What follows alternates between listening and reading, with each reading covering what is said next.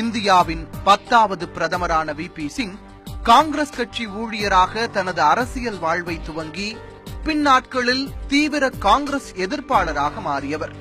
உத்தரப்பிரதேச முதல்வராகவும் பின்னர் ராஜீவ்காந்தி அரசில் மத்திய நிதி அமைச்சராகவும் சிறப்பாக பணியாற்றினார். மத்திய அமைச்சராக இருந்தபோது பல ஊழல்களை கண்டறிந்து மிக கடுமையாக நடவடிக்கை எடுத்தார். பின்னர் பாதுகாப்புத்துறை அமைச்சராக நியமிக்கப்பட்ட பின் போஃபர்ஸ் பீரங்கி பேர ஊழல் விவகாரம் வெடித்தது. அதை பற்றி தீவிரமாக விசாரிக்க துவங்கியதால் அமைச்சரவையில் இருந்து நீக்கம் செய்யப்பட்டார் வி.பி. சிங். உடனே காங்கிரஸ் கட்சியிலிருந்து விலகி ஜனமோர்ச்சாவை துவங்கினார்.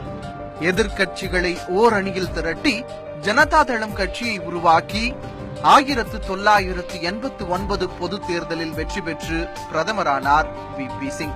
மண்டல் கமிஷன் அறிக்கையின் அடிப்படையில் பிற்படுத்தப்பட்டவர்களுக்கான இடஒதுக்கீட்டை அமல்படுத்தினார் வி.பி. சிங். இலங்கையில் இருந்து இந்திய அமைதி காக்கும் படையை திரும்ப பெற்றார். பின்னர் ஏற்பட்ட உட்கட்சி பூசல்களினால் இவரின் ஆட்சி ஒரே வருடத்தில் கவிழ்ந்தது.